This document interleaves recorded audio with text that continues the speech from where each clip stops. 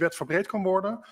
Maar mijn vraag gaat eigenlijk over de laatste zin van mevrouw Hermans. Het belang, los van het feit dat waar er over grenshoudend keihard opgetreden moet worden, dat het gesprek weer van start komt, is heel erg groot.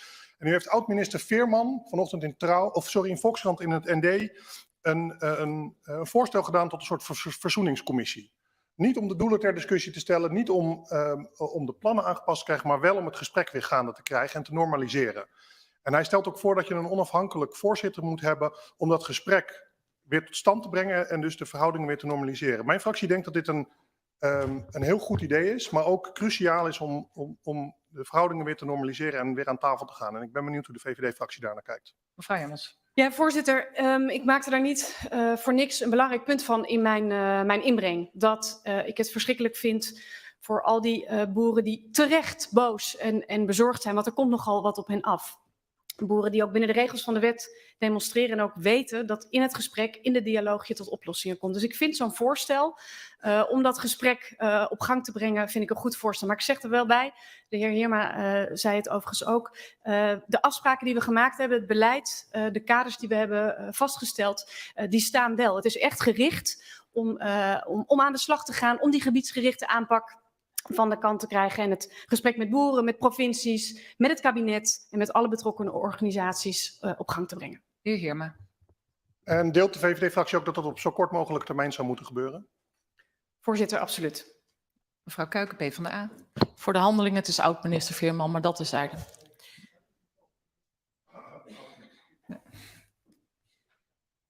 Voorzitter, dan mijn vraag aan mevrouw Hermans. 3 jaar geleden zei premier Rutte, de leider van de VVD, stikstof wordt de grootste crisis in mijn politieke loopbaan. Ondertussen zijn we 3 jaar verder, ligt er een stikstofplan, maar geen plan of duidelijkheid voor de boeren. Op uw congres werd er een motie van 130 kilometer ingevoerd. Lijkt nog niet heel erg draagvlak te zijn. Vindt u ook dat het ontbroken heeft aan regie en leiderschap van de premier als het gaat over het stikstofdossier? Mevrouw Hermans. Voorzitter, ik vind dat er in de afgelopen 3 jaar is het ons niet gelukt om de reductie al zo ver voor elkaar te krijgen als we misschien wel zouden hebben gewild. We moeten gewoon constateren dat er nu hard ingegrepen moet worden voor onze natuur, juist ook voor een toekomst voor de boeren.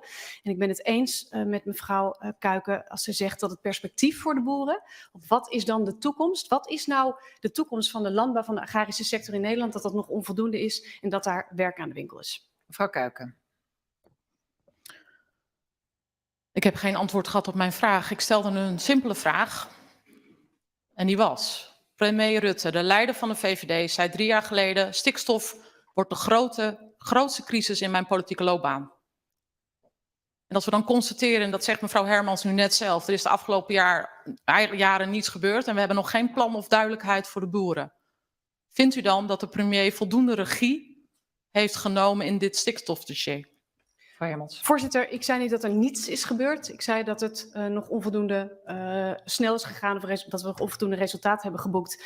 En ik vind dat dit kabinet met het coalitieakkoord dat er ligt een grote taak en een grote verantwoordelijkheid heeft. En wat ik zie is een minister voor Natuur en Stikstof die keihard aan de slag is. Met alle gevolgen ook van dien voor haar persoonlijke leven en dat van haar gezin op dit moment. En vanaf deze plek wil ik haar en haar familie en overigens ook van mijn collega Boswijk veel sterkte wensen.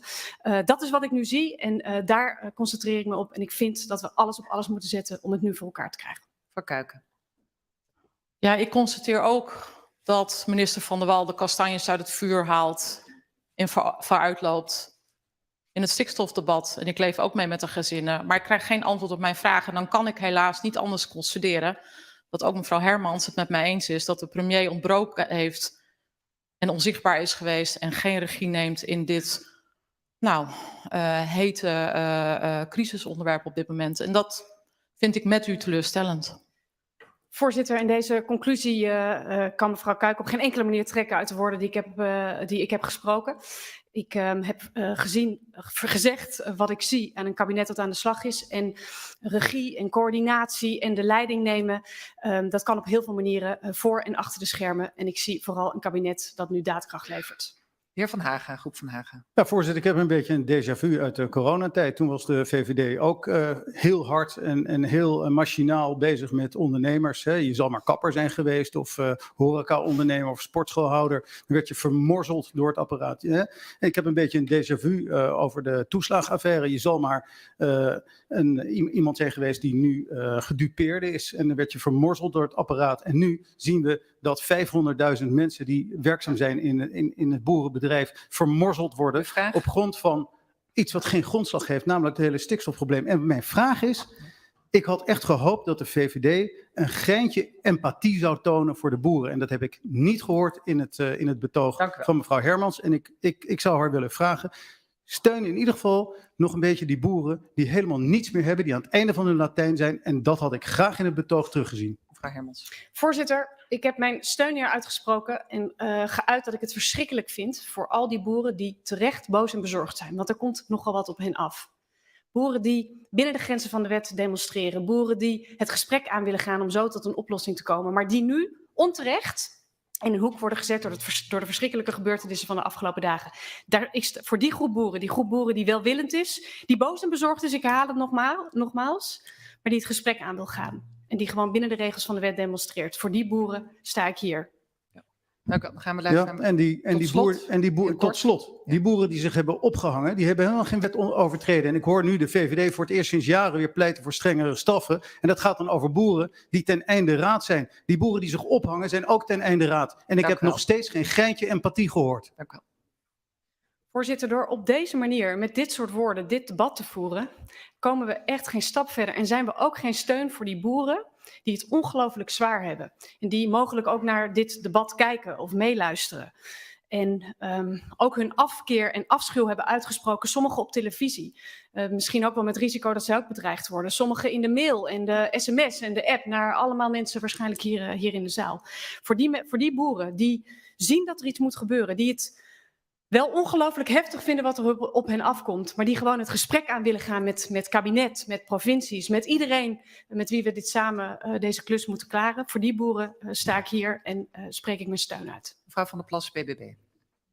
Ja, dank u wel. Ik hoorde mevrouw Hermans in haar inbreng praten over een verzoeningscommissie. En dat vind ik eigenlijk wel leuk. Ik had het net over een bemiddelaar.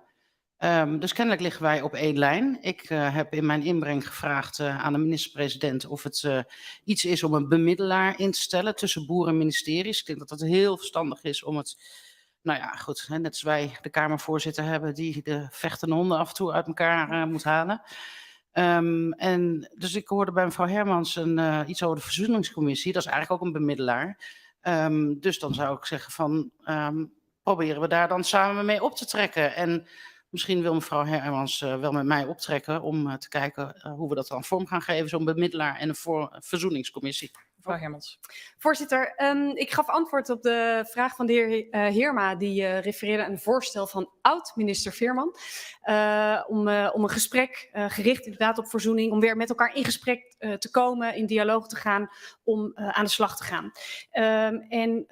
Bij mijn weten stelde de heer Veerman ook voor dat door een onafhankelijke voorzitter dat overleg een keer geleid wordt. Dat kan ik me ook voorstellen, dat lijkt me ook goed. Als dat ook is wat u bedoelt met een bemiddelaar, dan kunnen we elkaar misschien wel ergens vinden. Maar ik zeg er wel één ding bij. De kaders van het beleid, de doelen van het beleid, die hebben we wel met elkaar vastgesteld. Dat is wel van waaruit het gesprek gaat plaatsvinden. Mevrouw Van der Plas. Ja, maar kijk, boeren zijn natuurlijk ook al veel langer in gesprek geweest met het ministerie en ook met de minister-president. We hebben het landbouwcollectief gehad, waarvan de heer Aalt Dijkhuizen overigens voorzitter van en dat uitstekend deed. Die had ontzettend veel draagvlak in de agrarische sector en ook een heel groot netwerk in het bedrijfsleven en in het politiek bestuurlijk. Dus ja, denk ik even gelijk aan hem. Het zou een hele goede bemiddelaar kunnen zijn. Maar ik zou zo'n commissie, zeg dan ook even achter mij tegen CDA, ik zou er niet helemaal allemaal dingen gaan optuigen. Met een commissie van deskundigen en dan zie je allemaal weer mensen die, wordt allemaal weer veel te veel gedoe. Gewoon hou het klein. Kijk gewoon, is er niet één bemiddelaar? Ik heb meer namen in mijn hoofd, maar de heer Dijkhuis zou voor mij een perfecte kandidaat zijn, gezien zijn brede staat van dienst. Dank u wel. Ja. Dus Ja, zou mevrouw Hermans daar dan voor voelen? Gewoon om het klein te houden, want anders gaat er weer van alles opgetuigd Dank u worden. wel. Allemaal rapporten, 1 bemiddelaar tussen Ja. boeren en ministerie. Gewoon korte klappen maken en snel een einde maken aan de loopgravenoorlog waar we eigenlijk nu in beland zijn. Mevrouw Hermans. Voorzitter, ik begreep het voorstel van de heer Heerma, maar laten wij ook vooral de inbreng van de heer Heerma zo afwachten als dat hij een overleg, dus geen ontzettende ingewikkelde constructies, maar een overleg gericht op verzoening, gericht op het gesprek op gang brengen, om dat beleid waarvan we de kaders en de doelen nu hebben vastgesteld, om dat van de kant te krijgen, om dat die gebiedsgerichte aanpak te kunnen gaan invullen. En laten we dat voorstel afwachten en dan ook kijken of dat past bij hoe u het in gedachten heeft en dan komen wij wellicht tot elkaar. Dank u. Vraag van de heer Wilders, PVV. Voorzitter, wat is dit voor een goedkope schijnbeweging van het CDA en ook van de VVD nu? En dat brengt mij tot de conclusie dat u gewoon geen enkele boer vertegenwoordigt. U vertegenwoordigt 0,0 boeren. U vertegenwoordigt niet de boeren, en dat wilde u ook niet, die de wet overtreden. Maar u vertegenwoordigt ook niet die grote groep boeren die de wet niet overtreden. Dat pretendeert u wel, maar dat doet u helemaal niet. Want u zegt hier 12 keer achter elkaar dat u de doelen die zijn vastgesteld handhaaft. En als je nou enigszins al gelooft in een bemiddelaar, dan betekent dat, want dat doet een bemiddelaar, dat je elkaar halverwege ergens tegenkomt. En dat je dus ook bereid moet zijn om die voorafgestelde doelen, om die bij te stellen. Wat heeft het anders voor zin om te gaan spreken tussen bemiddelaar en anderen en de boeren, als je van tevoren al zegt, maar we maken je toch kapot. Dus ik vraag aan de fractievoorzitter van de VVD, mevrouw Hermans, vraag ik om nog eens goed na te denken. Bent u bereid om de doelen los te laten in die zin dat u met de boer gaat praten om op zijn minst een deel tegemoet te komen? Of bent u dat niet? Mevrouw Hermans. Voorzitter, ik ben niet bereid om de doelen los te laten. Ik ben niet bereid om de handtekening die ik onder het coalitieakkoord heb gezet, om daar afstand van te nemen.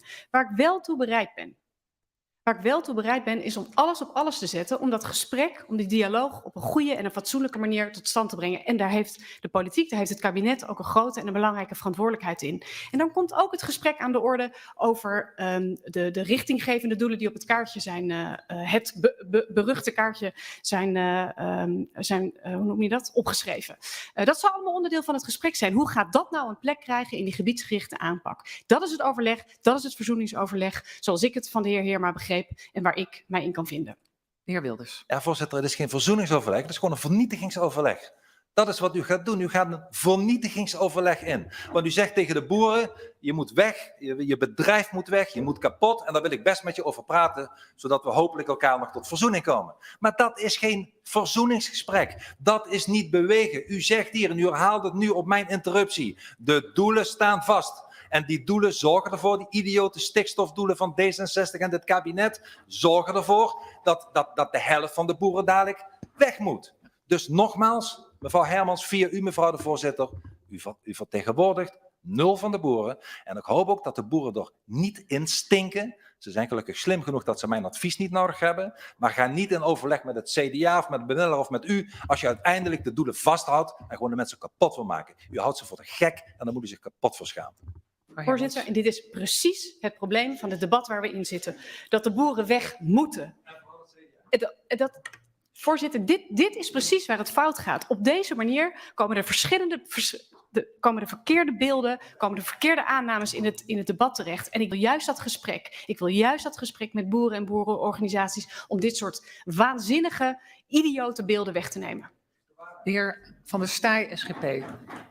Voorzitter, ik vond en ik vind het een interessante en goede ontwikkeling als je juist kijkt hoe kan je verdere escalatie voorkomen, hoe kan je weer meer verbinding krijgen, want dat is wat hard nodig is. Maar ik val wel de heer Wilders bij als hij zegt, ja, als je nou weer gelijk erbij gaat roepen en er kan en mag geen letter veranderd worden in waar we uiteindelijk uit moeten komen, de versnelling ook van de doelen naar 2030 staat op geen enkele manier ter discussie, ga je dan dat gesprek al niet gelijk belasten? Is niet juist ook een bezwaar wat je van veel boeren hoort, het is te veel een dictaat. Wordt er wel echt naar ons geluisterd? Dus prima dat dat de inzet is van de kant van het kabinet. Natuurlijk heeft mevrouw Hermans ergens voor getekend. Maar is een respectvol gesprek niet allereerst dat je ook open staat voor de andere kant en dat je dan kijkt hoe je verder kan komen? Mevrouw Hermans. Voorzitter, een respectvol gesprek begint überhaupt met weer in gesprek raken met elkaar. Gaat erover om al die rare, bizarre beelden die er in het debat gebracht worden over iedereen moet weg en een kaalslag voor de boeren, om dat met elkaar weg te nemen en te kijken waar en hoe gaan we nu gebiedsgericht dat beleid in die verschillende provincies vormgeven. Want daar moet het gaan gebeuren. En dan krijg je een gesprek ook over die richtinggevende doelen. Heer Van der Staaij.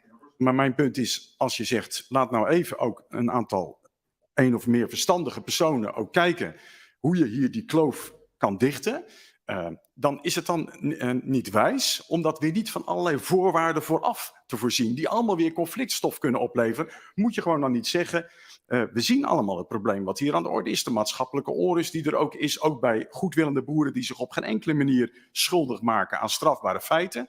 En dan is het gewoon verstandig om die verzoening te zoeken zonder dat allemaal met voorwaarden vooraf weer te gaan beleggen.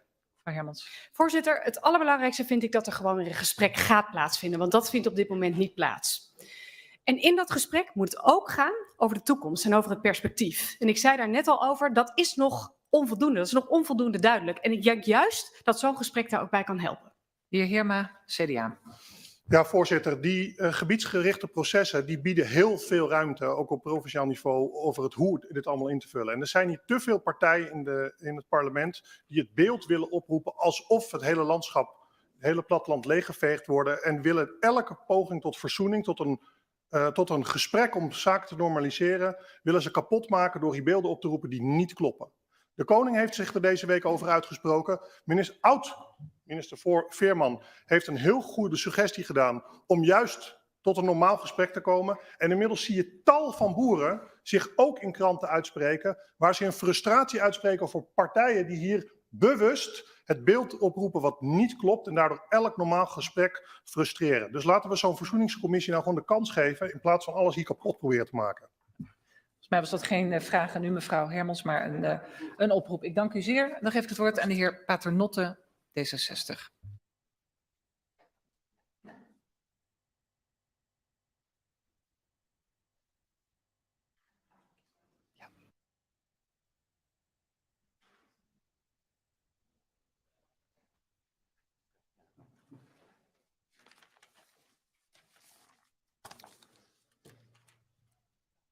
Voorzitter, dinsdag stemt de Eerste Kamer over aanpassing van onze grondwet. Onze collega's gaan dan besluiten of voor artikel 1 van de grondwet een nieuwe tekst komt.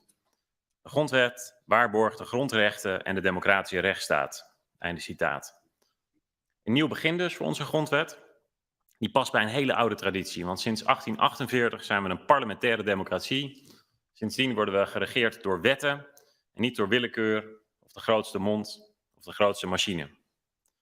Die democratische traditie staat in dit debat centraal en moeten we vandaag verdedigen. Want sommigen, ook hier, lijken die traditie uit het grofvuil van de geschiedenis te willen zetten. Bij democratie hoort dat we rekening houden met minderheden. Laten we dat hier ook steeds uitspreken. Want hoe ruim de vergoeding ook is, het blijft wrang.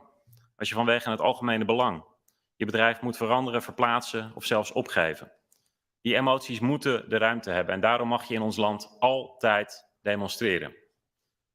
Maar laat ik ook helder zijn, er bestaat in Nederland geen recht om bomen om te hakken, brand te stoken, snelwegen te blokkeren. Geen recht om politieagenten en hulpverleners aan te vallen en geen recht om ministers, Kamerleden en journalisten en hun kinderen te intimideren. Voorzitter, na de eerste boerenactie bij minister Van der Wal thuis stond ik hier ook en toen toonde het kabinet weinig daadkracht en zei zelfs dat er geen enkele aanwijzing was dat er dit soort acties zouden plaatsvinden. Nu zijn we 20 dagen verder vol grimmige incidenten en is de vraag echt nog prangender, wat gaat het kabinet doen? Daarover lees ik niets in de brief van gisteravond. 3 concrete vragen. Wat gaat het kabinet doen om de politie te helpen om de trekkers te beteugelen? Wil het kabinet snel werk maken van een verbod op het ongewenst en onaangekondigd thuis opzoeken van bestuurders en volksvertegenwoordigers? En wat gaat het kabinet doen om te voorkomen dat maandag het land wordt platgelegd? Tot slot, voorzitter, de democratie rust niet alleen op onze grondwet, het laat zich zien in het gedrag van ons allemaal. Daarom zou ik alle Nederlanders willen vragen, beheers jezelf. Demonstreer met respect voor elkaar. Want alle redelijke krachten samen zijn zoveel sterker dan een geradicaliseerde minderheid. Dank u wel, meneer Paternotte. En dan geef ik woord aan de heer Klaver, GroenLinks.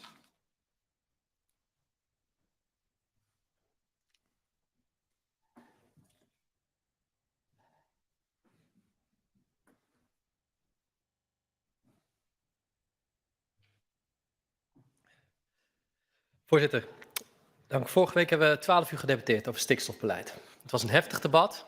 Het was een heel mooi debat. We hebben hier elkaar stevig bevraagd en elkaar de maat genomen. En dat hoort in dit parlement. Je zoekt de verschillen op, je kijkt waar je elkaar kan vinden. Maar dit debat vandaag is niet het moment om elkaar hier als Kamerleden te interrumperen. Om het verschil te zoeken. Wat er de afgelopen dagen is gebeurd, heeft niks met boeren te maken. Ik wil het dan ook niet hebben over boeren. Want de meeste boeren die ik ken, de 99%, die maakt zich zorgen over zijn voortbestaan. En dat snap ik. En tegen jullie wil ik zeggen, we blijven met jullie in gesprek gaan. We blijven praten. Maar waar wij het hier over hebben, is misschien de 1% van die boeren. Aangevuld met geradicaliseerde coronademonstranten. Met extreemrechtse types die de staat willen ondermijnen. En daar moeten wij hier met z'n allen ferm afstand van nemen. Dat is waar dit debat over gaat. Want als een minister, het huis van de minister wordt aangevallen, of als Kamerleden hier worden bedreigd, dan is dat niet een aanval tegen personen, maar een aanval tegen de democratie. En dan trek je een lijn. Of je nou aan die kant van de Kamer zit, of aan die kant van de Kamer zit. En voorzitter, ik wil het kabinet dan vooral ook mijn steun uitspreken aan het kabinet, om alles te doen wat in haar vermogen ligt, om alle vormen van geweld die we de afgelopen dagen hebben gezien, de kop in te drukken. Als er wordt gesproken over commissies en praten, dan gaat dat over al die goedwillende boeren die er zijn. Maar niet over deze 1%. Die moeten worden aangepakt. En daarom wil ik vragen, wat gaan we doen als maandag toch de boel weer wordt platgelegd in Nederland en er met trekkers op de snelweg wordt gereden? Gaan we ze dan ook eigenlijk in beslag nemen? Zorgen ervoor dat de politie alle middelen ter beschikking heeft die er nodig zijn om ongelukken te voorkomen. En tot slot, voorzitter. We gaan in gesprek met de boeren die goedwillend zijn. Maar ik heb één oproep aan de boerenorganisaties. Toon leiderschap. Een tweetje waarin je zegt, dat geweld, dat keuren we af, dat is niet voldoende. Neem leiding. Kanaliseer dat wat je leden belangrijk vinden. En voor iedereen die denkt, maandag, ik ga meedoen, we weten dat het uit de hand gaat lopen. Doe het alsjeblieft niet. Je doet je zaak geen goed, je doet het land geen goed. En tegen de boerenleiders wil ik zeggen, neem je verantwoordelijkheid.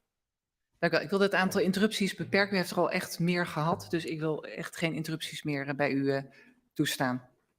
Ja? Ja, toch een hele korte vraag, want nu wordt corona... Nee, ik heb gezegd van ik wil geen interrupties meer toestaan. U komt straks nog aan bod. We hebben juist met elkaar afgesproken een compact debat, een beperkt aantal interrupties en ook voldoende tijd om ook een aantal vragen te stellen aan de bewindspersonen. Dat geldt voor iedereen. Dank u wel. Ja. Geef ik het woord aan de heer Wilders van de PVV.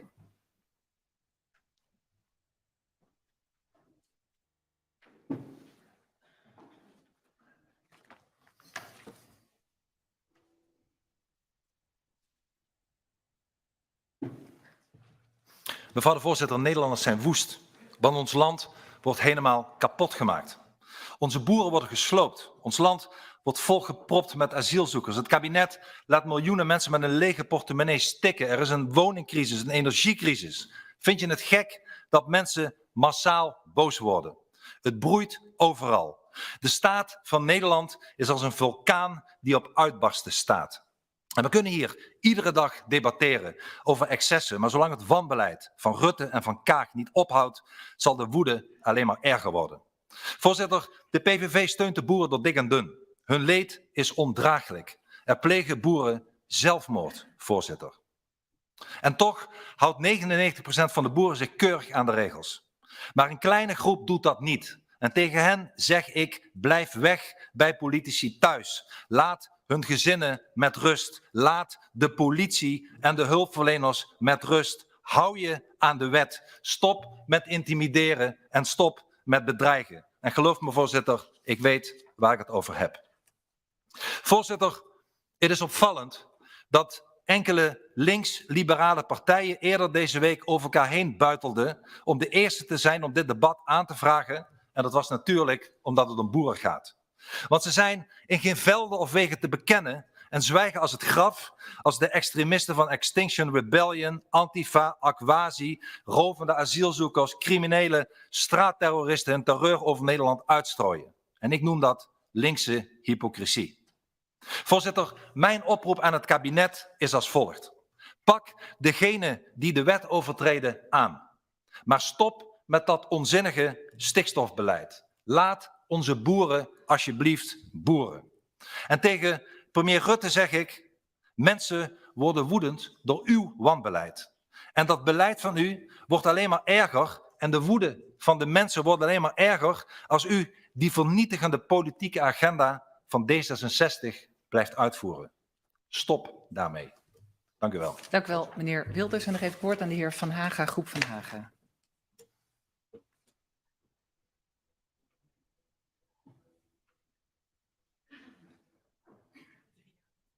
Zeker.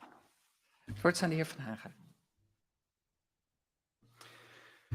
Voorzitter, de Nederlandse boeren worden door dit kabinet geruïneerd op basis van een niet bestaand stikstofprobleem. Duizenden levens worden verwoest, gezinnen worden uit elkaar geslagen en het werk van generaties wordt verwoest. Verschillende boeren hebben zich inmiddels opgehangen. En het eigendomsrecht is niets meer waard, de boerencultuur wordt gedemoniseerd en de overheid blijkt geen beschermer meer van de rechtsstaat. Het water staat de boeren aan de lippen en ze raken werkelijk alles kwijt.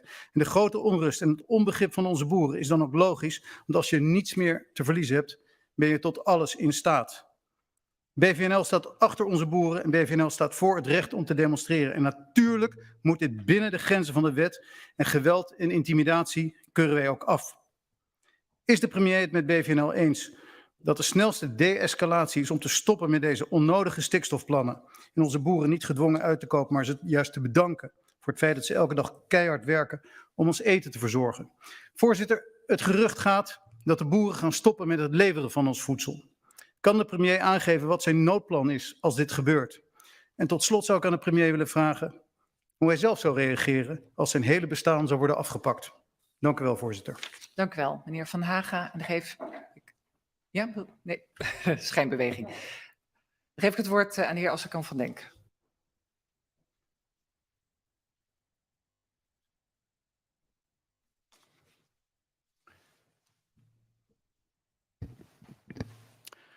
Dank u wel, voorzitter. Voorzitter, er is veel onrust in onze samenleving. Groepen Nederlanders maken zich zorgen over hun toekomst en dat van hun kinderen. En het is dringen in de rij van burgers die boos zijn op de politiek en op het kabinet in het bijzonder. En in die lange rij van ontevreden burgers hebben de boeren zich nu ook gemeld. En ik begrijp hun zorgen. De vorige kabinetten hebben de probleem met stikstof te lang laten verslonzen. En vervolgens komt er een stikstofplan, niet goed afgestemd, is slecht gecommuniceerd en het vraagt nog veel uitwerking. En dat boeren zich in hun voortbestaan bedreigd voelen, dat kan ik me indenken. En toch, voorzitter, angst is een slechte raadgever. En tegen een deel van die boeren zou ik ook willen zeggen, laat je niet opnaaien door goedkope retoriek van partijen die met allerlei extreme doembeelden voor hun eigen karretje proberen te spannen. Die baat hebben bij onrust. Die hopen dat dat misgaat in onze samenleving. Dat, voorzitter, is geen leiderschap. Leiderschap is in dialoog met vreedzame middelen de verschillen overbruggen. Luisteren naar elkaars argumenten, zo lossen we problemen op in onze democratische rechtsstaat. Problemen lossen we niet op met het opwachten van ministers en Kamerleden. Niet door ze te intimideren in hun privéomgeving. Niet door het bedreigen van hun kinderen. Want voorzitter, wanneer Kamerleden hun taak van volksvertegenwoordiger niet kunnen uitvoeren omdat ze moeten vrezen voor hun veiligheid en nog erger voor hun gezin, dan is dat onacceptabel. Wanneer betogers met geweld en angstzaaien hun wil willen krijgen, dan is dat onacceptabel. En wanneer onze agenten worden aangevallen, de openbare orde en veiligheid stelselmatig wordt bedreigd, dan is dat ook onacceptabel. En deze gedragingen, voorzitter, hebben geen plek in onze democratie. En tegen iedereen die sympathie heeft voor de boeren, zou ik willen zeggen, het is het laatste dat werkt. Dank u. Dank u wel, meneer Asserkan. Dan geef ik het woord aan de heer Van der Staaij, SGP.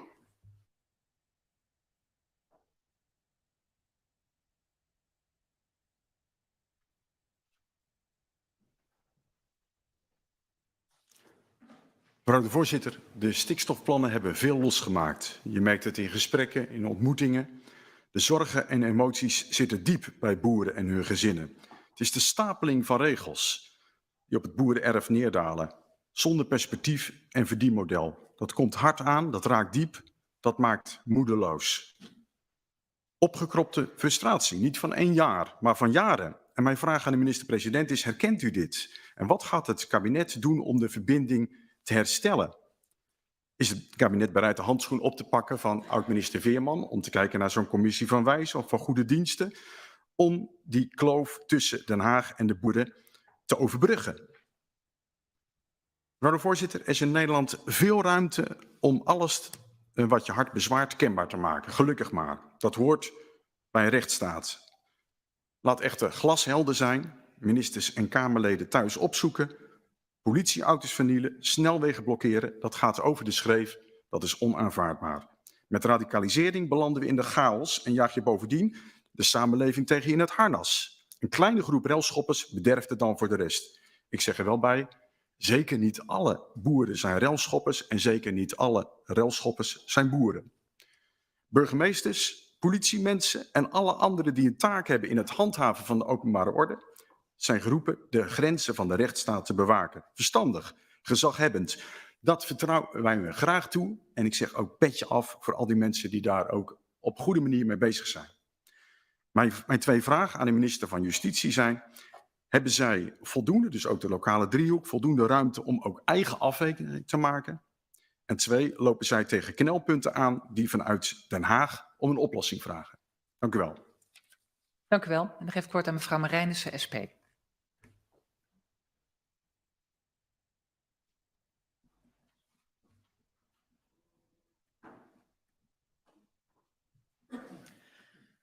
Dank voorzitter.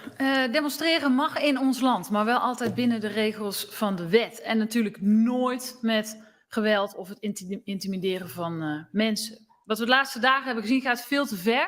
En ik denk dat het ook goed is dat we dat vandaag hier uitspreken. En ik wil ook iedereen die daar rechtstreeks en persoonlijk, en ook families natuurlijk, die daardoor getroffen worden, sterkte wensen. Het helpt de boeren ook niet. Want wat we zien is, het debat gaat nu hierover in plaats van over de stikstofplannen van het kabinet. En nog belangrijker, het perspectief wat totaal ontbreekt op dit moment voor de boeren.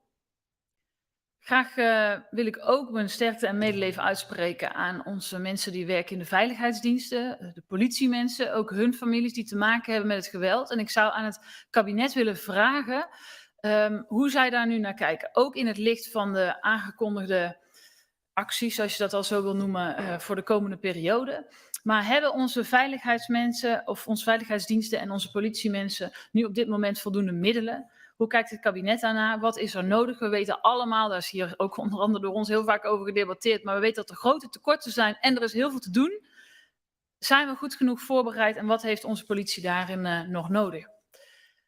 Voorzitter, maar onze zorgen gaan dieper dan alleen de zorgen over deze relschoppers. Die gaan veel dieper. Die gaan namelijk ook over de toenemende tweedeling die we zien in ons land. We zien een groep Nederlanders waar het best wel prima mee gaat, waar het eigenlijk gewoon heel erg goed mee gaat. Diezelfde groep Nederlanders die wordt hier in de Tweede Kamer ook prima vertegenwoordigd. En we zien een groeiende groep Nederlanders waarmee het helemaal niet goed gaat. En die ook steeds minder vertrouwen hebben in de overheid. En dat zijn natuurlijk getroffen gezinnen in het toeslagenschandaal die nog steeds wachten op een oplossing. Ja, en dat zijn de Groningers die nog steeds wachten op een crisisaanpak. En dat zijn al die Nederlanders die met angst en beven kijken naar de prijzen die door het dak gaan en terwijl ze hun inkomens niet zien stijgen en die zich grote zorgen maken over hoe ze hun rekeningen gaan betalen. En zij zien een politiek die er niet voor hun is. Zij zien een overheid die onmachtig is om de problemen van mensen van alle dag op te lossen. Voorzitter, en daar zou het wat ons betreft hier veel meer over moeten gaan. Dank u wel, mevrouw Marijnissen. En dan geef ik het woord aan de heer Segers van de ChristenUnie.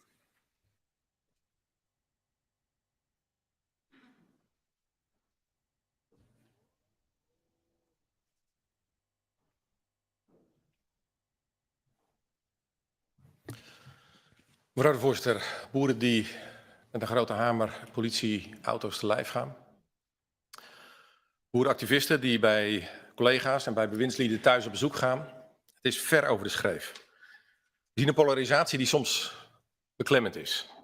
We zien een groeiende kloof tussen stad en platteland, tussen boeren en burgers.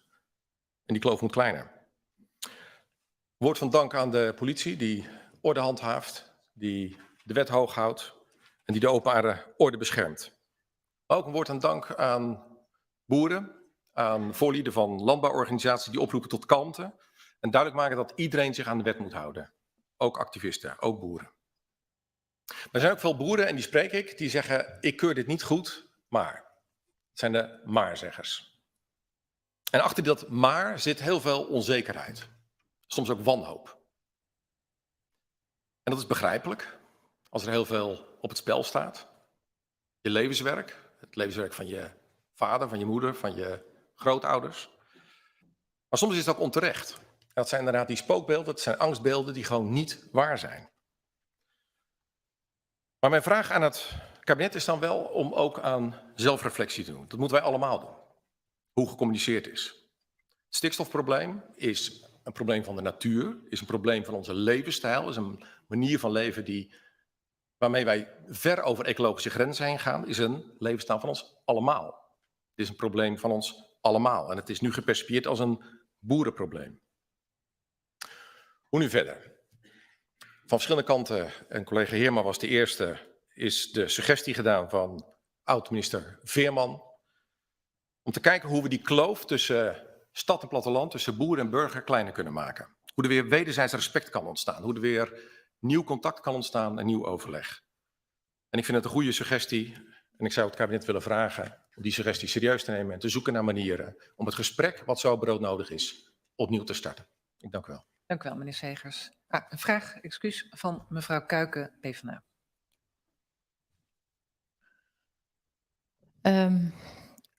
Voorzitter, een paar dingen. Kijk, als het gaat over tuig, denk ik niet dat een commissie gaat helpen.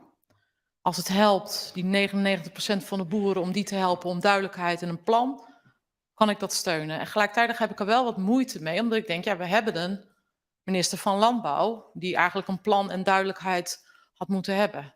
We hebben een minister van de Wal die de nek al uitsteekt. En we hebben een premier die zelf 3 jaar geleden al constateerde, dit gaat de grootste crisis worden in mijn loopbaan. Dus ik heb er wel wat moeite mee en mijn vraag is dan ook echt oprecht naar de heer Segers of zo'n commissie eigenlijk niet een laatste redmiddel is om eigen onvermogen te redden en te verbloemen. Ik voel daar ongemak. Voelt u dat ook? Heer Segers. Het is geen verbloemen van ongemak, maar misschien wel van een uiting van onvermogen om elkaar nu goed te bereiken. Ik zie dat er bruggen zijn opgehaald die normale communicatie onmogelijk maken. Die ervoor zorgen dat er onvoldoende vertrouwen is om dat gesprek te beginnen. En dat is problematisch. Als er niet het begin van vertrouwen is, dat je aan een tafel, aan een onderhandelingstafel, aan een gesprekstafel, dat je daar het resultaat boekt. En dat Nederland altijd groot is geworden van het schikken van verschillen en het overbruggen van verschillen door gesprek. En niet door met hamers een politieauto te lijf te gaan. Niet door politici thuis te bezoeken. Als die hoop er niet is, dan moeten we voorwerk doen. Dan moeten we opnieuw gaan praten. En ik vond het hele mooie noties van oud-minister Veerman. Die zei, ik zie dat nu die kloof zo groot is, dat we echt nu moeten gaan praten om op zijn minst weer on speaking terms te komen. En ik vond het van een wijsheid getuigen. En die wijsheid geleid ik graag door naar het kabinet. Ook voor uw laatste vraag, mevrouw Kuiken. Ja, maar de commissie start nu, terwijl we al 3 jaar weten dat het stikstofprobleem eraan komt. We weten al 3 jaar dat de veestapel in ieder geval verminderd moet worden. Waar precies en hoeveel precies, dat is een vraagstuk. Maar je weet al 3 jaar dat je als kabinet dus ook daar leiderschap in moet tonen. Een plan moet bieden aan die boeren om voor afval te weten wat betekent dat precies. Dat weet je al 3 jaar. En omdat je dat verzaakt hebt, dat niet op tafel hebt gelegd en alleen maar een kaartje met van het moet minder, zitten we nu in deze situatie. En ik heb het niet over het tuig, ik heb het over die 99% van die boeren die zegt, joh, wat betekent dit voor mijn bedrijf? Ja. En dan vind ik, heel eerlijk gezegd, en daarmee houd ik op, voorzitter, rond ik af. En daarmee voelt het voor mij echt wel als een brevet van onvermogen als we een kabinet hebben, een minister van Landbouw en een minister-president die 3 jaar geleden al zei, dit wordt mijn grootste crisis. En daar eigenlijk of helemaal geen regie in genomen heeft. Ik hoop toch ook dat u snapt dat een commissie die 3 jaar niet meer goed gaat maken. Ik wil helemaal geen commissie. Een commissie is een praatclub, is weer helemaal een circuit met heel veel papier. En ik wil dat er weer contact ontstaat. Dat is overleg. Dat mensen elkaar weer in de ogen kijken. Eerste deel van het betoog van collega Kuiker, daar ben ik het mee eens. Alleen het is geen onwil, maar soms is het onvermogen of constateren dat je nog niet het op de goede manier gepresenteerd hebt. Dat er inderdaad nog onvoldoende helder perspectief is. En dat je dat gewoon erkent. Ik had van de week zat ik bij Op1 naast een boer. Ik sprak lang na afloop met hem. We spraken door over de mogelijkheden die er zijn. Dat was een biologische boer. En toen zei hij, waarom zegt niemand dat? Nou, ik denk dat het wel gezegd is. Alleen het is niet hard genoeg gezegd, niet duidelijk genoeg gezegd. Ik denk dat er heel veel opties zijn. Er zijn heel veel opties waarmee je boer kunt blijven. Waarmee er echt perspectief is voor de landbouw. Er is een manier, vandaag las ik een stuk over landbouw in Denemarken, wat volop perspectief heeft, wat echt een mooi perspectief is. Dat is onze toekomst. En we zijn er niet in geslaagd om dat op een goede manier duidelijk te maken aan mensen. Er is wel degelijk perspectief, alleen het zal niet meer gaan op de oude manier. Dus als mevrouw Kuiker zegt, het is je nog niet goed gelukt, mij, kabinet, coalitie, wij allemaal, dan zeg ik ja. Daar heeft u gelijk in. Het is onvoldoende gelukt. Dat constateer ik. Maar om het dan zo te politiseren en zeggen, nou dat is het falen van die of een commissie is een doekje voor het bloed. Dat vind ik wel lelijk. Soms sta je gewoon te kijken naar je eigen onvermogen en moet je opnieuw nadenken en hoe gaan we het anders doen. En op dat punt staan wij nu. En dat zou ik niet willen politiseren, maar een probleem van ons allemaal willen maken. Mevrouw Van der Plas, BBB. Dank u wel. Ik ben heel blij dat de heer Segers zegt, alsjeblieft geen verzoeningscommissie, want het wordt weer zo'n praatclub. Daar zou ik ook echt voor willen waken dat het geen commissie wordt, maar dat het gewoon even, korte lijnen, één bemiddelaar. Maar even terugkomend op wat de heer Segers zei over de biologische boer. De biologische sector is een hele mooie sector. Helaas is het natuurlijk wel zo dat de afzet van biologische producten gewoon keihard achterblijft tot wat mensen zeggen. Ik weet niet of de heer Segers wel eens op een verjaardagsfeestje zit, vast. Dan hoor ik ook altijd, iedereen eet biologisch. Iedereen gaat aan de slager, iedereen gaat naar de bakker, iedereen gaat naar de groenteboer. Niemand koopt een kiloknaller, maar de consumptiecijfers wijzen anders uit. Dus ja, mijn vraag is eigenlijk, toen ik het net hoorde, stuurt de ChristenUnie dan een beetje aan door naar omschakeling naar biologisch, terwijl er aan de afzetkant eigenlijk niks verandert. Want daar hebben de boeren ook niks aan. Er zijn gigantische wachtlijsten voor biologisch. Iedereen wil best omschakelen, maar er wordt gewoon gezegd van we hebben de afzet gewoon niet genoeg in ieder geval ervoor. Heer Segers. Nou, wat die verjaardagsvisite betreft, de afgelopen 2 jaar was dat iets minder, maar gelukkig kan dat weer. En ik herken de analyse dat heel veel mensen praten over biologische producten, maar onvoldoende mensen kopen en onvoldoende mensen zijn bereid om die prijs te betalen. En daar zit inderdaad een van de problemen. Er wordt niet een eerlijke prijs betaald aan de boer. En er is een keten, dat is van supermarkten en veevoeders en een heleboel andere bedrijven, die prima marges hebben. Maar wel ten koste van die boer. Dus als we het hebben over perspectief voor de boeren, gaat het om een eerlijke prijs. En veevoeders en een heleboel andere bedrijven, die prima marges hebben. Maar wel ten koste van die boer. Dus als we het hebben over perspectief voor de boeren, gaat het om een eerlijke prijs. En dan gaat het om een eerlijke manier en een goede manier van boer zijn.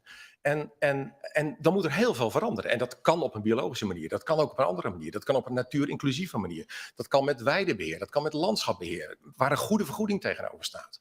Maar op zo'n manier dat de boeren die 70% van ons land op een goede manier beheren, dat die ook een eerlijke prijs krijgen. En dat is een andere landbouw dan we nu hebben, maar wel één met toekomst. En dat perspectief, dat moet veel helderder worden verteld. En de verantwoordelijkheid voor de kwaliteit van de natuur, en dus ook inderdaad stikstofreductie, is een verantwoordelijkheid van ons allemaal. Mevrouw Van der Plas. Ja, kijk, wat ik heel veel zie bij bijvoorbeeld biologische boeren of biologisch dynamische boeren. Laatst stond er ook een heel mooi verhaal over boer Piet in Flevoland in. Maar als je dan tussen de regels doorleest, die deed alles zonder gewasbeschermingsmiddelen en die had ik weet niet hoeveel bloemen en kruidenrijken, noem maar op, insecten. Maar als je het verhaal goed leest, dan zei die boer ook, die had een neventak. Die heeft een hele grote tak met een zorgtak. Dat is eigenlijk zijn hoofdinkomen. Ja. Dus met dat hoofdinkomen kan die daarin investeren. Dat zie je nu bij boeren ook heel veel. Die hebben agrarische kinderopvang. Of die hebben vaak, die boeren die dat nu al doen, die hebben vaak een neventak wat hun hoofdinkomen is. Dus kunnen ze investeren op die andere dingen. En ik blijf mij dus afvragen van, Hoe gaan we dat dan doen met die gangbare boeren? Want 95% in Nederland is gewoon een gangbare boer. Dus het hoofdinkomen is gewoon voedsel. Ja. En je kan niet verwachten dat iedereen een neventak heeft. Dus ja, ik breek mijn hoofd daar heel lang al over. Van hoe gaan we dan dat perspectief bieden? Nou, dat debat gaan we nog krijgen. Maar ik hoor het woord perspectief altijd. Ja. Maar wat is dan concreet het perspectief? Dat is een scala aan opties. Dus dat kan zijn dat je nevenactiviteiten hebt, maar het kan ook zijn dat je van minder koeien of minder beesten nog steeds een goede boterham hebt, met ook landschapbeheer, waar je een goede vergoeding krijgt voor het feit dat je randen niet maait of dat je weidevogels, dat je daar goed voor zorgt, waar nu nog geen goede vergoeding tegenover staat. Want nu is het een soort kostendekkende activiteit. Nou, het is een aardigheidje erbij. En dat zou een eerlijke prijs moeten krijgen. Dus er zijn heel veel activiteiten, heel veel manieren van boeren. Dus niet één manier, maar er is een scala aan manieren die als wij als consumenten en al die ketenpartners, nou, dat klinkt een beetje abstract, maar al die supermarkten en al die veevoeders en al die mensen die ergens een rol hebben, als die ook de eerlijke prijs betalen aan die boer, dan kan die boer zijn en boer blijven met minder uitstoot en betere zorg voor de natuur. Dank u wel. Ja, uw laatste vraag en de heer Heerma komt ook nog. Maar... Ja. Nou, de heer Heerma heeft wel gehoord hoe ik over de verzoeningscommissie denk, denk ik inmiddels. Wat overigens, ik vind het wel goed dat er voorstellen worden gedaan hoor. Nee, maar toch mijn laatste vraag, dan even op die vergoeding. Want het moet gewoon een marktconforme prijs zijn. De boer levert een dienst, hè, de maatschappij wil een akkerrand, het is gewoon een dienst die je levert. Dat klinkt misschien heel raar, maar dat is het natuurlijk wel. Het is een maatschappelijke wens. Dus er moet een marktconforme prijs. En ik ben altijd een beetje bang als we gaan praten over vergoedingen, dat je zegt van nou, je krijgt die vergoeding per hectare of zo. Maar dat die vergoeding voor de rest nooit omhoog gaat, maar de kosten wel omhoog gaan. Dus ik zou met de ChristenUnie er eigenlijk voor willen pleiten dat als we dit soort dingen gaan doen, neventak en alles, dat we daar wel, dat het gewoon een commerciële onderneming wordt, zeg maar. Want dan pas kun je de prijs uit de markt halen. Dan pas kun je gaan zeggen van, oké, ik vraag er die en die prijs voor, want die en die kosten zijn. Nu kunnen boeren niks doorrekenen, maar dat moeten ze straks ook kunnen doorrekenen. Dank u wel. En ik was even benieuwd hoe de heer Segers daar dan naar kijkt. Daar ben ik het mee eens. Dus de tijd en de aandacht en de activiteiten die ze daaraan besteden, dat moet eerlijk beloond worden. Dat moet een eerlijke prijs krijgen. Dus dat is inderdaad niet, dat moet niet kostendekkend zijn van nou dat je dat nog een beetje erbij kan doen, maar dat moet een onderdeel van de bedrijfsvoering zijn. Waarom? Omdat zij iets doen waar wij allemaal van genieten en dat is het goede beheer van het prachtige land. Ja. Dank u wel. Mevrouw Ouwehand, Partij voor de Dieren. Ja, voorzitter, iedereen is het erover eens dat er perspectief moet zijn voor de boeren. Maar de kritiek was nou juist dat we van het kabinet, van de minister van Landbouw, een brief van meer dan 40 kantjes kregen waarin helemaal geen perspectief stond. Dus ik ben een beetje verbaasd dat het dan ineens via een tafel of een commissie zou moeten of zo.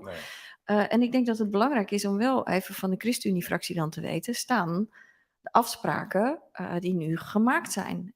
Staan de doelen, staan het tempo? Of is het de bedoeling van die commissie om dat weer opnieuw ter discussie te stellen? Nee, we moeten twee dingen onderscheiden. Dat is de wens om goed voor de natuur te zorgen. En daarom moeten we stikstof reduceren. Daar hebben we nou doelen voor gesteld, die staan.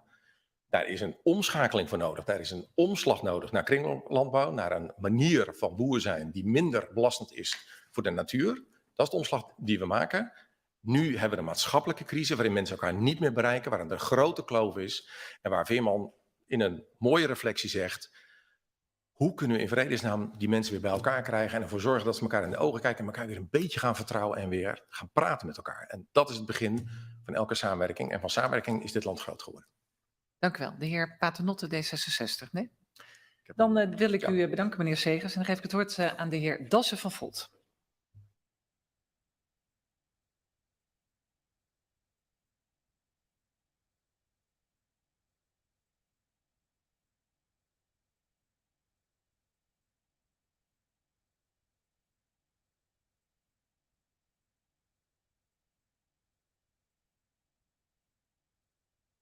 Jaren van vooruitschuifpolitiek en wegkijken van het echte probleem kijken we nu naar een escalatie. Gewelddadige rotzooischoppers en een beweging van mensen die zich tegen de overheid keert, aangevuld door beroepsdemonstranten. Zo schudt ons land op dit moment op haar grondvesten. Er is een giftige mix ontstaan die tot zichtbare en voor velen ook voelbare onveiligheid leidt. En Volt keurt de gebeurtenissen van de afgelopen dagen hard af. En we staan solidair met iedereen die het moet ontberen. Natuurlijk onze collega, politici en Kamerleden, ministers, wethouders, wetenschappers, journalisten en boeren. Die boeren die ook woede voelen, die verdriet voelen, maar die hun ongenoegen op een andere, vreedzame manier kenbaar maken. Zoals dat mag, zoals dat kan en zoals dat hoort in een democratie. En tegelijkertijd moeten we als Kamer gezamenlijk ook een grens trekken wanneer er partijen zijn die garen spinnen bij het zaaien van desinformatie en verdeeldheid. En daarbij wend ik mij tot de minister van Justitie. Want wat is nu de strategie geweest tot nu toe? En kunnen we concluderen dat die niet gewerkt heeft? En waar is het volgens de minister aan te wijten en hoe wordt deze strategie dan ook gewijzigd? En hoe kijkt de premier nu precies naar deze situatie? Hoe stuurt hij aan op verzoening? Zoals in het eerder genoemde plan van oud-minister Veerman. Maar bijvoorbeeld ook door, net als de Belgische minister, die zelf naar zaaltjes gaat. Die de boeren recht in de ogen aankijkt en die uitlegt wat er moet gebeuren en waarom het moet gebeuren. Maar ook is de bedreiging van onze democratie die er met deze situatie niet veel groter dan de premier tot nu toe heeft erkend. En neemt hij nu ook de regie? Of schuift hij deze door? Want voorzitter, tot slot, dit is niet alleen een appel aan degenen in deze zaal, want uit de recente geschiedenis blijkt hoe gemakkelijk vermeend stabiele democratieën op zijn zachtst gezegd tot wankelen zijn gebracht. En met dat in het achterhoofd kunnen we de kwetsbaarheid van onze eigen democratie niet overlaten aan de steeds vaker voorkomende ondemocratische grillen van deze tijd. En ook dat vraagt om leiderschap. Graag een reactie van de premier. Dank u wel. Dit wordt aan de heer Heerma, CDA.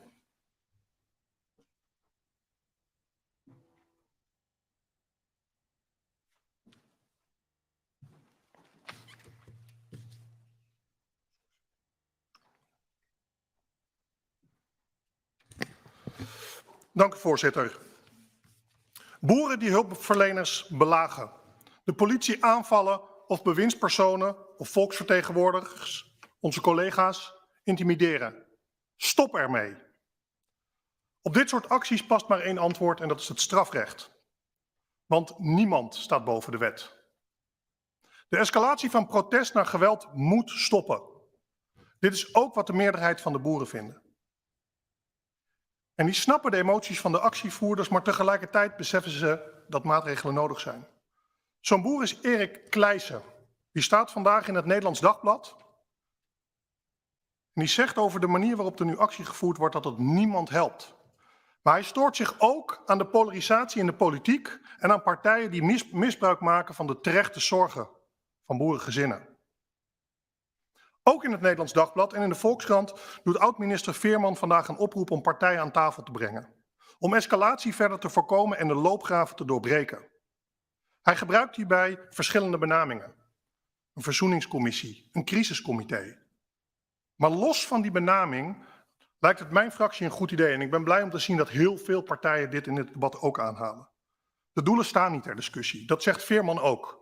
De opdracht zit in het versterken van wederzijds begrip en empathie om met elkaar deze opgave te klaren en daadwerkelijk perspectief neer te leggen voor een gezond platteland. Naast elkaar staan in plaats van tegenover elkaar. Er is niet één zaligmakende oplossing voor het stikstofvraagstuk. Er is wel één manier waarop we voort kunnen gaan. En dat is samen, met elkaar. Mijn vraag aan de premier is of het kabinet bereid is om zo snel mogelijk iemand aan te stellen om dit gesprek, zoals de heer Veerman voorstelt, tot stand te brengen. Bent u aan het einde van uw betoog? Zeer zeker. Ja, dan geef ik het woord aan de heer Van Meijeren, Vorm voor Democratie. Voorzitter, dank u wel. De aanleiding voor dit debat is onder meer dat de heer Boswijk, een fractiegenoot van de heer Heerma, gisteren liet weten via Twitter dat hij een aantal dagen thuis zou blijven, omdat er de avond ervoor bezoek bij hem thuis is geweest, in het bijzijn van zijn kinderen. En mijn vraag is, wat is daar nou eigenlijk precies gebeurd? Wie is er bij hem op bezoek geweest? Wat was de aard van dat bezoek? Is er sprake geweest van bedreiging, geweld of intimidatie? Zijn er überhaupt strafbare feiten gepleegd? Zo ja, is daar aangifte van gedaan? Hoe gaat het nu met de heer Boswijk en met zijn gezin? En wanneer kunnen wij de heer Boswijk weer in ons midden verwachten? Voorzitter. Ik wil even aangeven, de heer Boswijk is vandaag niet aanwezig. Ik vind het niet goed als we het hebben over de heer Boswijk. Het gaat over zijn eigen situatie.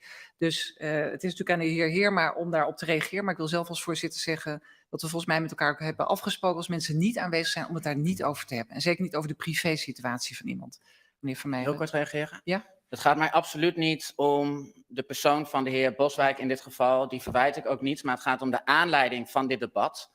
En juist omdat daar zoveel over onduidelijk is, worden er allerlei speculaties gedaan. Ja. Men speculeert dat er boze boeren bij hem aan de deur geweest zijn. Men speculeert dat er sprake is geweest van intimidatie of bedreiging. Het gaat om de aanleiding van dit debat. Er wordt zelfs gespeculeerd dat hier een aanval is gepleegd op de parlementaire democratie. Dat wordt allemaal bij de boeren in de schoenen geschoven. De boeren worden hier in een kwaad daglicht gesteld. En als dat niet zo is, als het allemaal anders ligt, dan hoor ik daar heel graag even over wat hier nou precies aan de hand is. Dus het is van groot belang voor dit debat. Maar we gaan het niet hebben over de veiligheid van iemand. We gaan het niet hebben over de privésituatie van iemand. Dus ik geef even de heer Heerma het woord om daar te reageren. Voorzitter, mijn punt is, u hoeft hier een punt van orde. Nee, maar ik kijk even of de heer Heerma mijn verhaal wil bevestigen. Dus het... Ja? De heer Heerma is mans genoeg om zelf te antwoorden, meneer Klaver. Ik ga inderdaad niet in op de privésituatie van de heer Boswijk. Als de heer Van Meijer daar interesse heeft, kan hij ook persoonlijk contact met hem opnemen, waarvan ik weet dat velen in deze Kamer dit de afgelopen dagen gedaan hebben, waarvoor veel waardering. Dank u wel. De aanleiding van dit debat is veel breder en dat weet de heer Van Meijer ook. Er is de afgelopen dagen nogal wat gebeurd. Er zijn politiewagens kapot gemaakt. Er zijn intimidatie en bedreiging ook bij een bewindspersoon geweest, bij Kamerleden. Er zijn acties gegaan die totaal de streep over zijn gegaan, die niks meer met vreedzaam demonstreren en een demonstratierecht te maken hebben. En als u werkelijk geïnteresseerd is in de heer Boswijk, moet u met de heer Boswijk contact opnemen. Heel kort. Geef de collega's ook even het woord, want die wilden reageren naar aanleiding van uw opmerking. Voorzitter, ik heb er uiteraard geen enkele twijfel bij dat de heer Heerma hier goed op kan antwoorden. Ik vind alleen niet dat hij hierop zou moeten antwoorden en zelfs dat tegen zijn vraag hier niet gesteld kan worden. En ik zal u uitleggen waarom. Naar dit soort zaken vragen kan de veiligheid, niet alleen van deze collega, maar van veel meer collega's in gevaar brengen. En daarom hoort deze vraag hier niet en vind ik ook niet dat die gesteld kan worden. Ja, de heer Paternotte. Voorzitter, ik heb niks toe te voegen aan wat de heer Heerma net heeft gezegd. Ja. Heer Van Meijeren. Nou ja, voorzitter, het is heel opmerkelijk dat Kamerleden die zeggen dat niet gevraagd mag worden naar wat er gebeurd is. Maar stelt u even een vraag, een Wel. andere vraag. Nou, maar dit is ook heel vraag. veel kort punt van orde, want ik word hier ook door de heer Klaver benaderd. De heer Klaver zegt dat niet de vraag gesteld mag worden naar wat er gebeurd is, maar persoonlijk, net als heel veel anderen, speculeren ze wel over wat er gebeurd is. Maar, ja. En wat ik wil gehoord dat heb... Nee, we gaan het hier niet hebben over de heer Boswijk. Ik vind het prima als u een vraag wil stellen, maar dan een andere vraag. Ja? Wat van groot belang is, ik heb vanmiddag met een aantal boeren gesproken en begrepen dat er een oud vrouwtje van 70 jaar oud... Ja. Nee, u gaat het nu hebben over de situatie van de heer Boswijk. Dat wil ik gewoon niet doen. Dit is extreem relevant. Mensen hebben het hier over dat de parlementaire democratie Nee, we gaan het niet hebben over een collega die hier niet is. Nee. We hebben daar allemaal op gereageerd. Stelt u een andere vraag. Een andere vraag. We willen het niet hebben over de heer Boswijk. Er is ook al gezegd, het kan ook zijn veiligheid betreft, zijn privésituatie. Als u wat wil vragen, een andere vraag. En anders gaan we verder. Ja. Nee, ik ga niet gewoon zitten, mevrouw Kuiken. Ik blijf gewoon hier even staan. En u hoeft niet vanaf uw bankje hier mij aan te spreken als ik hier bij de interruptiemicrofoon sta. En dan kom ik even op het punt dat er door vrijwel alle sprekers is gereflecteerd op de situatie bij de heer Boswijk. Hier worden de grootst mogelijke consequenties aan verbonden. En als het zo is dat hier inderdaad, wat ik gehoord heb, sprake van is geweest dat... Ja, nee, we gaan dat niet mee verder. Echt niet. Nee, we gaan daar niet... Wilt u gaan zitten, meneer Van Meijeren? Ja, dank u wel. U was volgens mij aan het einde van uw betoog. Ja, de heer Paternotte. Voorzitter, ik beluister de heer Heerma en ik snap zijn verhaal. En tegelijk maak ik me zorgen om die term verzoeningscommissie. Ik zit hier met de minister van Justitie en Veiligheid. Het debat is aangevraagd naar aanleiding van alles wat we de afgelopen dagen zagen aan aanvallen op de politie, op hulpverleners, intimidatie van bewindspersonen, politici. En ik krijg dan appjes ook van verzoening. Dat kan toch niet verzoening zijn tussen die mensen en bestuurders? Dat is niet wat de heer Heerma bedoelt. Maar voorzitter, ik denk wel dat het daarom belangrijk is om ook deze vraag te stellen. waar is die commissie op gericht? En klopt het dat het niet gericht is op het opnieuw ter discussie stellen van alle besluiten die de Tweede Kamer eergisteren genomen heeft? De heer Heerma. Ja, toch, ik snap als de heer Paternotte goed naar mijn betoog geluisterd heeft, snap ik zijn zorg niet helemaal, als ik eerlijk ben. Volgens mij ben ik heel duidelijk geweest over wat er wel en niet kan.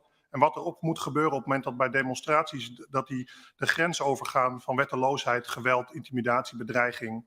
En daarnaast geldt dat als we kijken in de situatie waar we nu zitten, de heer Veerman een voorstel gedaan heeft. En als u de heer Paternotte goed leest, dan zegt de heer Veerman zelf ook dat niet de doelen ter discussie gesteld moeten worden, maar dat er wel verzoening gestart moet worden. Ik hecht niet aan die term, dat heb ik ook gezegd. Het gaat niet om de term, het gaat erom dat ik denk dat de suggestie om met een onafhankelijk voorzitter te komen, om dat gesprek te starten en de gemoederen te bedaren. Ook als je dit debat weer ziet, is het volgens mij hard nodig dat ook vanuit de Kamer er olie op de golven gegooid wordt in plaats van olie op het vuur. Ik denk dat het breed steun kan zijn voor een dergelijk voorzitter. Het moet inderdaad geen praatclub worden, zoals de heer Segers terecht zei. Maar de zorg die de heer Paternotte heeft, is volgens mij niet nodig. Dank u wel. Laatste vraag van mevrouw Ouwehand, Partij voor de Dieren. Ja, voorzitter. Ik begrijp de oproep om de verbinding weer te zoeken. Maar dat kan alleen als de doelen blijven staan. Ik ben alleen een beetje verbaasd, want volgens mij heeft het ministerie van Landbouw altijd onwijs met de boeren gesproken. Sectorplannen dit, sectorplannen dat, overleg met de sector zus, overleg met de sector zo. En ik vraag me dus af, wat gaat die commissie dan doen? Want ik las op zichzelf wel een mooie observatie van een van de ambtenaren op landbouw die 40 jaar geleden al zei, dat wordt een probleem met die stikstof. En die zei, ook met het oog op zo'n commissie, ja, het is gewoon goed als mensen op hoog politiek en ambtelijk niveau openlijk erkennen wat er fout is gegaan. Dat kan helpen. En daarvan denk ik, heb je daar een commissie voor nodig? Of is het gewoon tijd dat CDA, VVD en al die partijen die dat altijd gesteund hebben, gaan erkennen dat de keuzes die zij hebben gemaakt altijd in het belang zijn geweest van de agro-industrie, maar niet van de boeren. En helpt dat de boeren niet in die verbinding en verzoening waar de heer Heerma naar op zoek is? Heer Heerma. Volgens mij heeft mevrouw Ouwehand het voorstel wat de heer Veerman doet nu mooi gebruikt om een andere politieke vraag te stellen. Maar volgens mij geldt wel degelijk dat er nu een impasse is, een verdere escalatie waar de koning zich over uitgesproken heeft, waar de heer Veerman volgens mij een constructief voorstel doet om uit deze spiraal naar beneden te komen. Ik heb overigens gezien dat ook minister Staghouwer zelf aangeeft dat hij het gesprek weer wil starten. Ik denk dat dat verstandig is en goed. Maar ik denk dat een onafhankelijk voorzitter daarbij van grote meerwaarde kan zijn en daarom dat ik dit voorstel doe. Dank u wel, meneer Heerma. En nog even kort aan de heer... Sorry. Ja. Er is ook uw laatste vraag, meneer Wilders, PVV. Voorzitter, ik kom uit Venlo, uit Limburg. En ik kan me nog herinneren dat als je van Venlo via Roermond naar Maastricht ging, dat ieder weiland wat je tegenkwam, stond wel ergens bij een boer in het weiland een poster van het CDA. En wie had kunnen bevroeden dat die partij die de boeren zo steunde nu aan de wieg staat van het kapotmaken van de boeren in Nederland. De boeren zien dat zelf ook, van ze rennen gillend weg bij het CDA. Wat staat u nog? 7, 8 zetels in de peilingen. Er is niets van het CDA over. En wat, mevrouw de voorzitter, het CDA nou probeert te doen is met een trucje van een verzoeningscommissie, of ja, het mag ook anders heten van de Heerma, nog proberen te redden wat er te redden valt. Maar ik zeg tegen de Heerma via u, mevrouw de voorzitter, het laatste wat Nederland nodig heeft, is een vertegenwoordiger van het CDA die, terwijl er niets aan de eisen en aan de norm mag worden veranderd, gaat institutionaliseren dat we de boeren kapot gaan maken. U heeft met uw CDA het verbruid. U heeft het bij de boeren verbruid. U bent van een partij van boerenliefhebbers een partij van boerenhaters geworden en ze zullen u er keihard op afrekenen. De heer Heerma. Ja, weet je, dit is zo'n interruptie zoals we die kennen van de heer Wilders. En ik haalde Erik Kleijsen net in mijn betoog al aan en ik zal even voorlezen wat Erik Kleijsen vandaag letterlijk in het ND zegt. Er zijn partijen die de emoties hoog opkloppen. Zij maken misbruik van de terechte zorgen van boerengezinnen. Het is een trieste situatie. Puur uit politiek gewin geven ze de boeren het idee dat in hele gebieden alle boeren worden weggevaagd. Ik lees dit niet in de brief van Staghouwer. Ik hoor geen provinciaal bestuurder dit zeggen. En ik ben overtuigd lid van het LTO en ik had verwacht dat het LTO meer zou doen om de emoties wat te reguleren. Hopelijk gebeurt dat nog.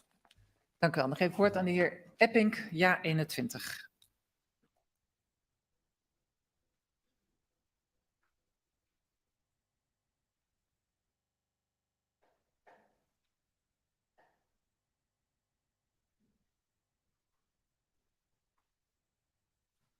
Dank u wel, voorzitter. Nu iedereen door zijn vragen heen is, ben ik veilig.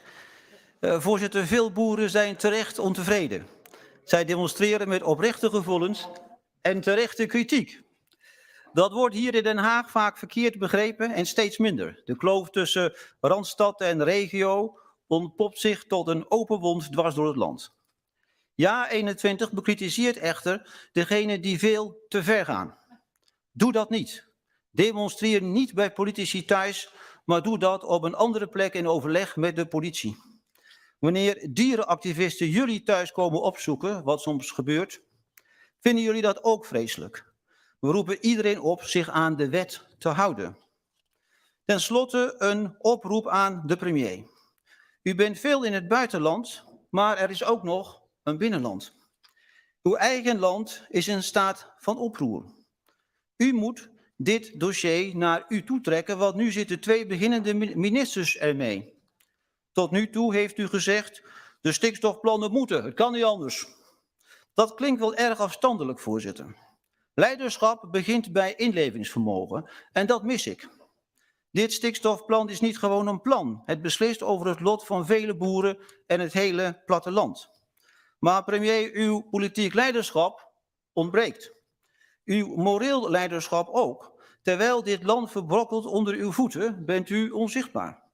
U bent niet premier van het buitenland, maar van dit Nederland. En dat is een feit. En ik heb zelfs nog 30 seconden over om even over die ronde tafels van de heer Veerman te beginnen. Voor de petite histoire. Curieus, de heer Veerman was minister van Landbouw 20 jaar geleden. Hij was verantwoordelijk voor het instellen van de vele Natura 2000 gebieden. Toenmalig premier Balkenende die ging naar Brussel om het te corrigeren. Maar dat mislukte en hij werd daarna bekritiseerd door de Tweede Kamer. En zo loopt Nederland in de geschiedenis altijd achter de feiten aan. Dank u. Dank u wel, meneer Epping. En dan geef ik tot slot het woord aan de heer Van Meijeren, Vorm voor Democratie.